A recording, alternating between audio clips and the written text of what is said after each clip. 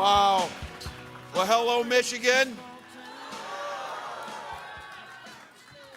Have a seat, have a seat. Well, it's good to be in the house that Labor built here to UAW Region 1A. Thank you, folks, for that.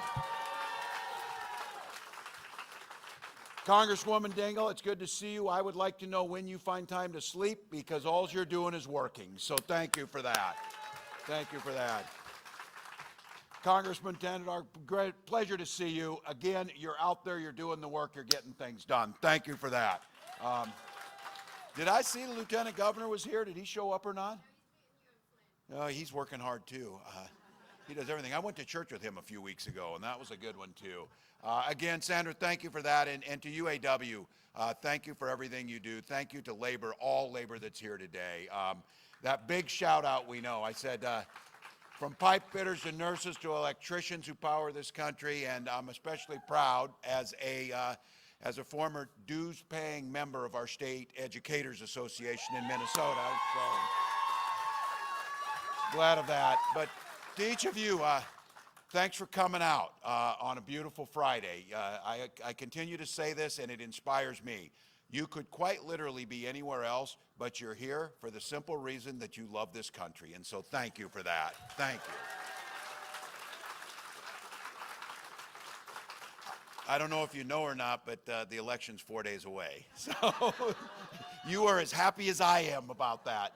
But look, what a privilege. This election will shape generations to come. I think we know that. And there are still folks out there making up their mind. And I know you've heard it, you've seen it in your life, or if you're door knocking or phone calling, you got folks that I hear them saying this, well, I really don't like Donald Trump's personality and how he acts. And I'm like, really, you think? Maybe? You don't like it? But then they say, but I liked his economy. It was pretty good. This is where we need to be a little bit clear. They're being a little fuzzy about the memory of Donald Trump as during his time as president. During the time Donald Trump was president, we lost 2.7 million jobs, 280,000 jobs in Michigan alone, 9,000 in the auto industry when 6 plants closed. Look, Donald Trump botched the pandemic response so poorly. Not only did we lose 10 million jobs, we were pitted into a hunger game against our neighbors to find toilet paper. That's how bad it was. So now, I suppose it wasn't too bad, thinking back to that economy. If you're a billionaire, Elon Musk, for example, say, that guy got it. Michigan knows that word.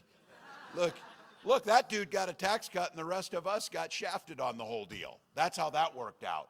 So a few months ago, some of you, and I know UAW, I know the president of this union knows very well, Donald Trump was caught on tape chatting with Elon Musk as they were laughing about if a group of folks goes on strike, just fire them. Just fire them. And they laughed about that. Yeah. And to UAW, and I'll say this again, just to give you a little bit more twist to get going here these last 4 days. Donald Trump said, quote, they don't build cars. They take them out of the box and they assemble them. A child could do it. He couldn't open the damn door to a garbage truck, let alone.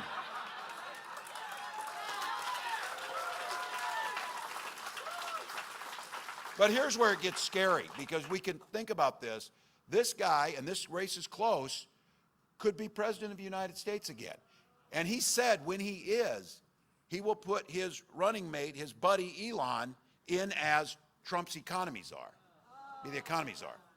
Now, Elon said to fix this economy, what we'll have to do is crash it to save it. We'll have to crash the economy. But he told you, get ready, Americans are going to have to face some hardships. So the question all of us are asking, what in the hell does a billionaire know about hardship? He promised that he would cut $2 trillion in spending. Now you go to folks out there and they're thinking about this. How can you know what $2 trillion is? Just so you know, the United States every year, our entire budget for discretionary spending is $1.6 trillion. So you start to figure this out, because your math is obviously better than Elon's and Donald's. That would mean they have to turn to programs like Social Security and Medicare to cut to find that money. Because, oh, God help us that we could ask Elon and Donald to pay their fair share of taxes to make up the difference. That would be a way to do it. But J.D. Vance was very specific. He said, we do have to go after Social Security. They've talked about raising the age. Now, Speaker Johnson, who apparently has nothing else to do because they haven't done a damn thing in the House of Representatives, did find time to say that there will be no Obamacare after they're elected. And then someone apparently told him yesterday, well, people like Obamacare. And then now he's saying, well, I didn't really mean that. It's, you know, got to gut that. Look, you know what they mean. You know exactly what they mean. All those times Donald Trump tried to gut it, what it means to you is, it means you put insurance companies back in charge and they can start discriminating against pre-existing conditions. The genius, so many things in there, the genius of the ACA, Obamacare, was it took the power away from insurance companies and gave it back to people. And some of you have to do this. It's still hell. You try and go in and make a claim to the insurance company, they know how to do this. If you're an insurance company and you want to make money, what you do is you pick the healthiest people and you insure them. And then the folks who have a pre-existing condition, like women, like people who have asthma or whatever, people who might cost more money to you, you just don't insure them. And then you make it harder to make claims. The ACA said, to hell with that. People need to get health care. They need to get their claims, and it needs to be affordable. That's what it is. Now,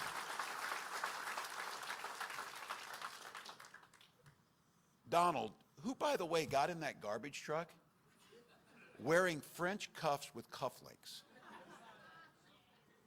No one I know wears those things to begin with, but trying to tell us he's a regular guy. And then he turns around and tells us, oh, I've got a concept of a plan to help you, concept of a plan to help you with health care. You know what his concept of a plan was? He ran on repealing the ACA. First day in office, he had an executive order to repeal the ACA. He signed on to a lawsuit to repeal the APA, and Congress tried 60 times to repeal the ACA.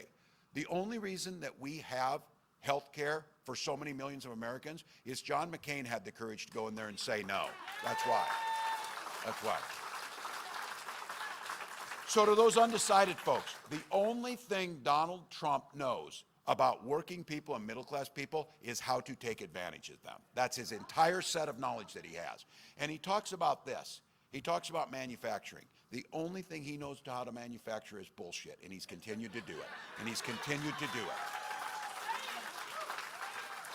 His presidency was an endless string of broken promises. He came, remember this, he came, I know the Congresswoman remembers this, said under his presidency, you won't lose a single plant. You won't lose a single manufacturing plant. And I said this, technically he did not lie. You lost 6 plants. Across the country, including right down the street in Warren. And that's one that he said you would not lose.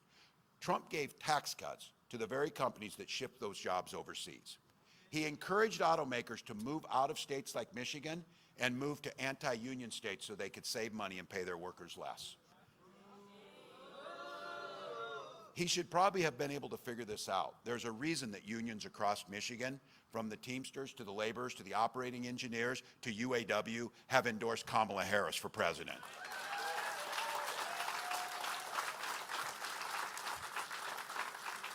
There's a reason President Fain gave a very clear definition when he said Donald Trump's a scab, plain and simple. That's where he was. Now look, he's not thinking how to make your life better.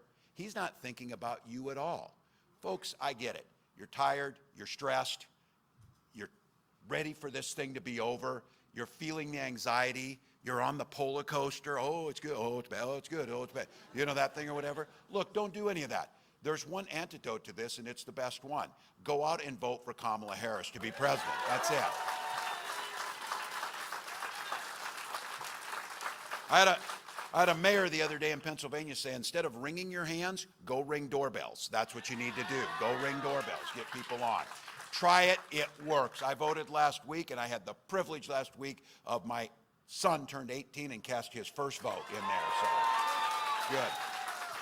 Because you know what he and all of us has? This is our chance to turn the page on Donald Trump and to put in a new generation of leadership. Kamala Harris, and under her leadership, we've seen over 400,000 jobs come back to Michigan. 730,000 manufacturing jobs come back since her time in office. Donald Trump lost 6 auto plants. We've opened 20 under their leadership, and we're just getting started. And it was Kamala Harris who cast the deciding vote to make sure GM's $500 million investment in the Lansing Grand River plant could happen. That saved, and thank you for the work, thank you to members of Congress for making this happen, that saved 650 jobs and created 50 new ones that are on the way. Now, J.D. Vance went out there and said that he and Trump might cancel that grant to make sure that we send those jobs to China. When he was asked about those jobs, he said that investment was table scraps, as a quote, in Lansing. Now, what I would say is, I want him to go stand in front of those 650 families in those good UAW union jobs, the ones that are working those jobs to put actual food on their table, and tell those people to those face that that is table scraps to them. Now look, Vice President Harris and our administration knows, we know how important it is to protect the right to collectively bargain, the right to organize, the right to form a union. And I could tell you this, some of you know this fight. I fought this fight in Congress. I was there as a member, as a governor, to fight the fight when pensions were under threat. You work your entire life for your defined benefit pension plan. And then we were being told over 1.1 million people were going to get pennies on the dollar across this country. 80,000 right here in Michigan, including the Teamsters and the Carpenters right in this room and right here in Detroit area. Look, she went to bat for that, and those pensions are now secured, and they will get what's rightfully theirs. So thank you to all of you. And look, you saw it, you've seen it, and it happened again today. Donald Trump continues to spiral into a hateful, divisive place where we don't want to go. Kamala Harris stood on the National Mall and spoke like a president. She spoke clearly to a future, a united president, a new way forward. She was very clear about this. On her first day in office, she will go into the White House with a to-do list for the American public, not an enemies list who she thinks is against her, as Donald Trump adds to that list every single day. Look, right off the top on that to-do list, reducing costs for middle-class families, bringing down cost of everyday goods.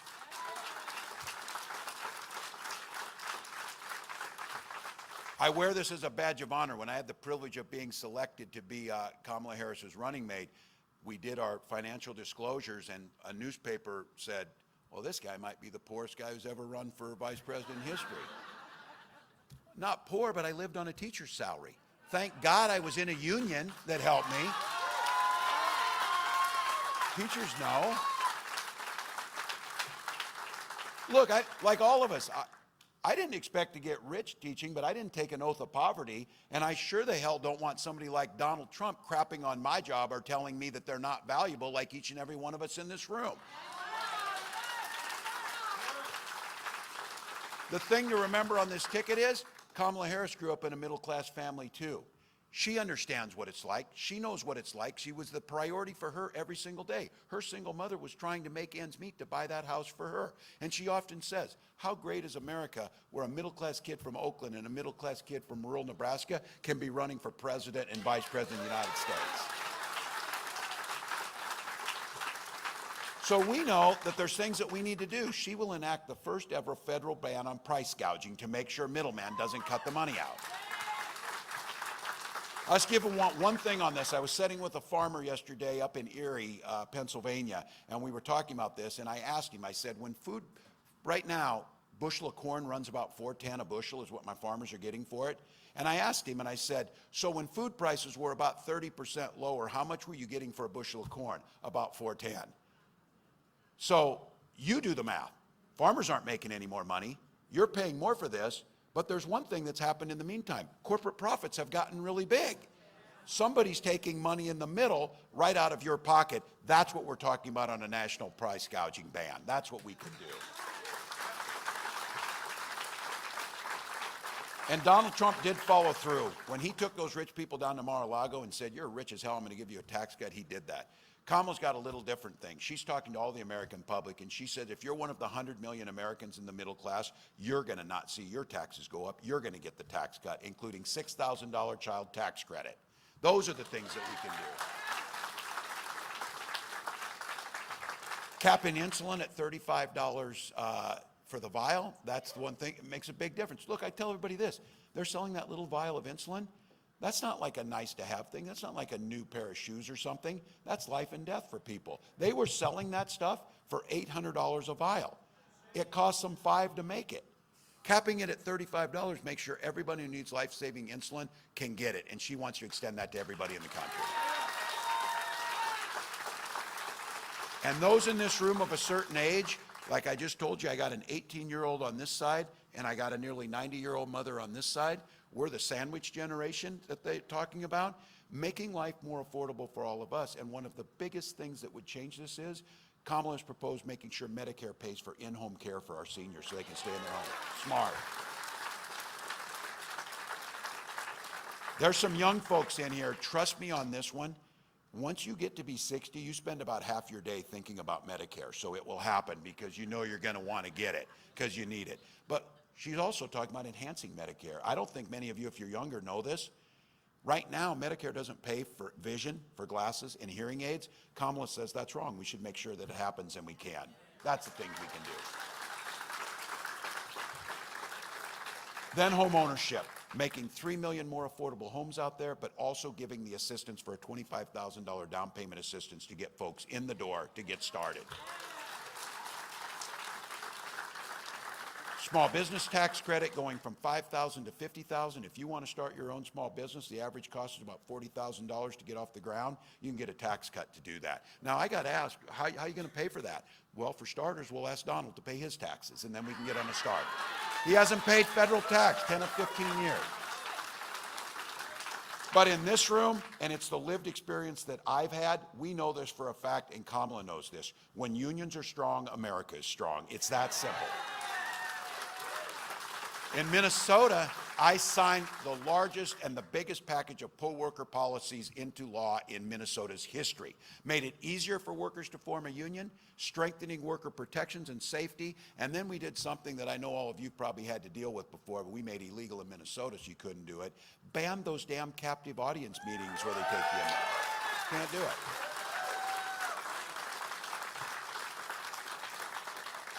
And both Kamala and I have walked picket lines side by side with you, including the UAW, when they went on strike to win a fair contract last year, and we're proud to do it. She's made it clear we'll sign the PRO Act, making it easier for more people to be able to go on. I would go back, when they did that little story about our financial disclosures, after they ran that story about my finances, they did a second one and said, well, actually, he has more money than you'd think. And they're like, oh, it's an expose. He's like hiding things because I don't own any stocks. I've never bought any. I don't do this, whatever. You know what their thing was where I had money? I had a defined benefit pension plan. That wasn't the flex they thought it was, because my answer to that was, I wish everybody in America had a defined benefit pension plan. Look, we know there's things we can do. We need to build faster. We need to cut red tape. We need to make it easier to build and able to get things off the ground. We need to eliminate unnecessary degree requirements so that if people have the skills to get a job and show they can get a job, over 1 million jobs in the federal government, if you can do the job, you should be able to get it without the degree requirement and get them in. And unlike Donald Trump, who looks up to the leadership of China, of Xi Jinping, as being something, he says he rules his people with an iron fist, that's good or whatever. Kamala Harris will never bow to China. We will never cut bad trade deals, and we will put American workers first in every single instance. So in those short couple minutes, that's a plan, not a damn concept of a plan, but a plan. And we're proud of it. Donald Trump, though, does have a plan. Project 2025 has been clear, and you've heard me say this. They're like acting now. We don't know anything about Project 2025. We've never heard of it or whatever. J.D. Vance said, I don't really know anything about it. He wrote the foreword to the book of the architect of Project 2025. I have never written a foreword to someone's book, but I'm pretty sure I'd remember it if I did. So he did it. And look, as a football coach, I know you don't draw up a playbook if you don't plan on running the plays. They're going to run the plays. This playbook is a nightmare for American workers. Be very clear. It would repeal the bipartisan infrastructure law. It would repeal and pull back the Inflation Reduction Act, threatening and pulling back hundreds of thousands of manufacturing jobs, many right here in Michigan, to send those jobs overseas. It would allow employers to stop paying overtime, and it would stop the ability to collectively bargain. Because make no mistake about it, these folks want to kill unions because it's workers' voices and it adds more corporate profit to them without any firewall between that. Project 2025 lays that out, but here's the thing. They are never going to be president, and they're never going to be able to enact those things.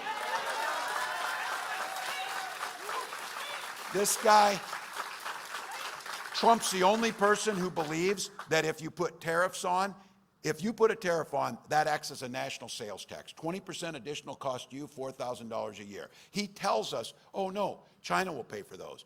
Look, fool us once. We know what he said on, oh, Mexico will pay for the wall that he did not build, and the wall that Mexico never paid a dime for, or whatever. So don't believe him on this. If he puts tariff on all these goods, it will drive our jobs overseas. You will spend your money to companies that are leaving, and we will have an additional $4,000 per family if he's allowed to do it. Look, he doesn't think it's a tariff. He doesn't think a lot of things. This is the guy during COVID that don't listen to the experts, listen to me. You know, maybe we inject some bleach or something here. This will work. That's who Donald is. He knows what it is. But remember, I'm clear about this. The Republican Party of old was not these guys. The Republican Party of John McCain or even Ronald Reagan or Eisenhower, these people actually contributed to this country, actually wanted to be part of the solution. They actually added things to this. They talked about freedom, they meant it. When Donald Trump talks about freedom, he means that government should be free to be in your doctor's office, in your bedroom, in your library, in the decisions that you make. You've heard me say it too. Things work a lot better if they just mind their own damn business and we mind our own damn business. We don't need to do it. Look, when Kamala Harris talks about freedom, she means you should be free to make those decisions. You should be the one making your health care decisions. You tell your children to work with them on what books they read, and you marry whoever you want to. They're mad that I said that they were weird on this. It is weird to think about other people's bedrooms. Let's just agree with that. So mind your own business. And I say on freedom, freedom for our seniors and our parents to be able to retire with dignity by strengthening Social Security and Medicare, not talking about cut it. He called it a Ponzi scheme. And again, what's he care? He's sitting down at Mar-a-Lago. He doesn't care about that check coming. My mom cares. It's food and heat, just like all the rest of us. And this is one that you know it in Michigan. We know it across this country. Our kids should be free to go to school, dress them up in their clothes, send them in there with great teachers, fund those schools, and make sure they're there to learn and that they have the freedom to not be shot dead in those classrooms. That's the thing. I'm not backing off on this one. I'm a veteran, I'm a hunter, I'm a gun owner. Kamala's a gun owner. We have spent our entire life defending to uphold the Second Amendment. We also know that you can also uphold our first responsibility, that is protecting our children, by having common sense legislation that makes life safer for those kids. And let me get close to bringing this up. We got a mix in here. I'll talk to the guys in here. Just for a moment, for all the guys.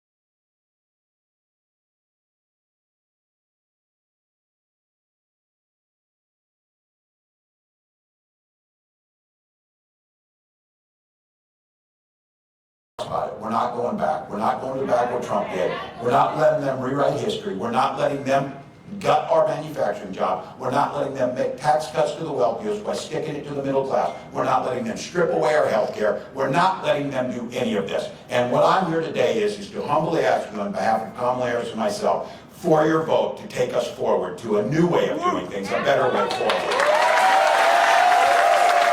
All right. We got momentum's on our side. We got 4 days left. We're taking nothing for granted. I did this for too long not to take this opportunity. This game is tied. There's 2 minutes left, folks. The good news is we've got the ball. We got the best quarterback in the league with Kamala Harris having the ball. I don't care. I don't care at this point in time. This is where you dig deep. If you're tired, I've been saying, I'll continue to say, there'll be plenty of time to sleep when you're dead. Because what we know is 1 or 2 votes per precinct in the state of Michigan could win this thing for all of us. This is where all of the rallies, all of the money that was raised, all of the talks that we've given, all of the billboards, all of the signs, all of the phone calls, all of the work we've done has to translate over the next 100 hours into more people getting that little sticker that says, I voted on them, voting for Kamala Harris. That's what it is. Now for the young folks in here, for all of us, there's going to be a day we're going to be sitting on that porch in a rocking chair and a little one's going to come up to us and say, tell me what you did in 2024 when everything was on the line for the democracy. What did you do? The answer for folks in this room is every damn thing we could do. That's exactly what it is. That's what it has to be with all of us. So I have to ask you, how many have early voted in this room? All right. How many have talked to somebody on the phone to get them to go vote? All right. Door knock. Got it going. All right. You get it. We're going to need you with us today. We're going to need you to finish out. This is right now. It's hard to believe. This thing will be won over the next few hours. And it's literally hours now till this is over. It's going to be won by the people who haven't been asked to vote yet or don't know if it matters. The statistics are stunning. If someone is asked to vote, the chance of them voting goes way up. If they're asked to vote and given the place where they should vote and give them a plan to vote, it goes way up. And what we know is our ground game is better on this. Donald outsourced their field program to Elon Musk. Thank God for that. Thank God. Because what we know is it's all a grift on that side. These are real bodies on the ground. These are people going to the doors. These are people doing the door knock. So make a plan for November 5th. Make sure it's done. Make sure you're getting people out there. If you need to, it's iwillvote.com/mi. You're doing it all for a simple reason. We believe in America. We know the firewalls around Donald Trump have been down, but the last firewall still stands, the American public. Folks who know that this republic was founded on us coming together to find solutions. Personal freedoms, moving the country forward, innovation. There is an opportunity to craft the next generation of American policies based on a joyful vision where everybody's a part of it, following the science, doing the things that we know make a difference. And for all of the reasons to vote for Kamala Harris, I'm not a real petty guy on this, but I'll just tell you, I might be petty on this. I just don't want to see him on TV again. I don't want to hear it. I don't want to see it. That's a good reason. That's a good reason. So here we are. We know when we fight, we win. We've been saying that, but now we're in the final stages. We got the ball. We're driving down. We got to get it over the line. Now it's time to say, when we vote. We win. When we vote. We win. Michigan, win this thing for America. Let's go.